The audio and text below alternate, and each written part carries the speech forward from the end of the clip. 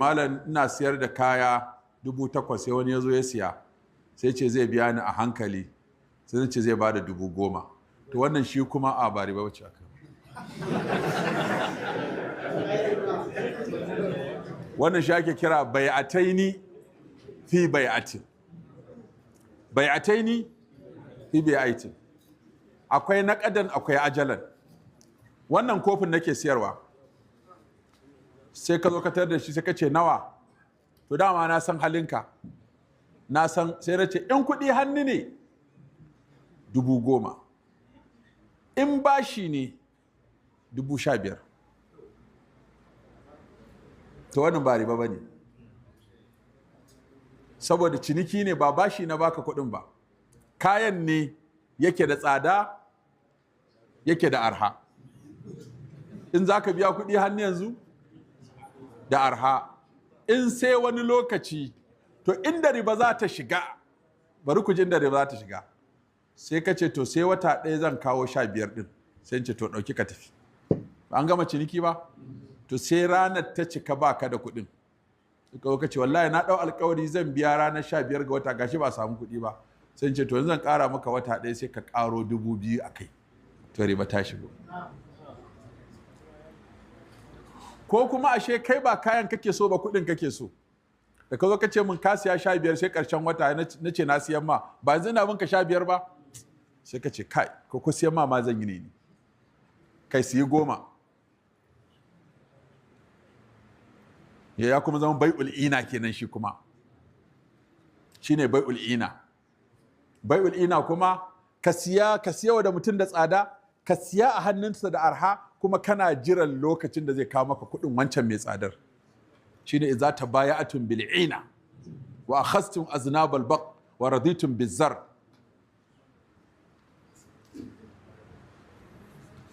To haka kowanne ciniki da ka gani yana nan da tsarinsa. In wani shi yasa dole sai an yi ta'arifin meye bai'ul ina, menene kuma al bai'u bit taqasid. Shi wannan bai'u bit taqasid yanzu kusan duk duniya shi ake yi. Ita duk malaman Saudiya mafi yawansu, fatawa Ibn Baz da Sheikh Usaimin da Lajnatu Da'ima da waye, duk wannan bai'u bit taqasid sun ce ba laifi bane. Saboda yanzu in ba bai'u bit taqasid ba inda zaka mallaki wani abu mai tsada a lokaci guda. Sai a zo a estate a ce an yi gida 100, 2 bedroom, 3 bedroom, 4 bedroom, 5 bedroom.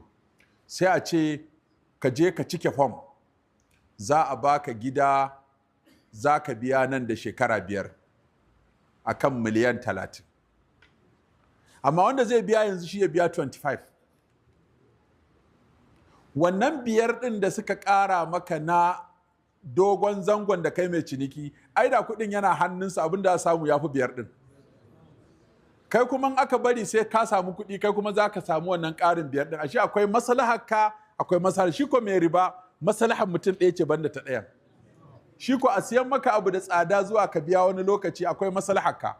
Wani ba haka ba zai mallaki mota ba.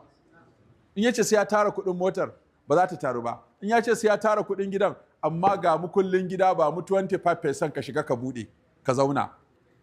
Haka biya a hankali. Takardu ne ba za a baka ba, amma za a baka mukullin gidan ka ba da 25% ka ci gaba da zama kana biya kaɗan har lokacin da aka ɗiba maka. Sai a baka mukulli. Kaga da ba dan an maka wannan dabarar ba, to sannan kuma in ka duba gidan, a yanzu wasu da haka kuma suke samun kuɗi. Sai mutum ya je gurin da ya san zai yi saurin tashi, sai ce ya kama gida 3 ya ba da 25%. Zai biya nan da shekara 2. Kafin shekara 2 shi 30 ya siya, amma gurin ya koma 100. Su can kuma su riga sun tsayan masa a 30. Shi kuma kafin ya biya 30 din gurin ya kai 100. Shi yasa kamfanin daga baya suka gano, sai mutum ya zo ya ce na kama 50, ne ko sai ɗaya duk sai saka musu miliyan 5. Kafin ya san kafin lokacin gurin zai daraja, yana yin daraja, shi kuma sai ya zo ya ce to ba ni kaza, kai kuma ka cika musu kaza, ba ni miliyan 60 ka cika musu kaza. Sai ka ga yayi kuɗi da haka. Duk waɗannan dabaru ne na 'yan kasuwa. Shi yasa bai'u taqasid ana siyan motoci da shi, ana siyan gidaje da shi, kai har hajji ma da umara da aure ma yanzu ana yi a wasu ƙasashe.